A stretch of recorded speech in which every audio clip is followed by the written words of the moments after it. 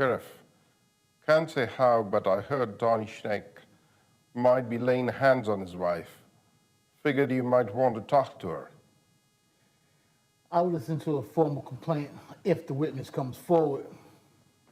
Coming forward's unlikely, ain't it? She's probably scared to death. I'll listen to a formal complaint.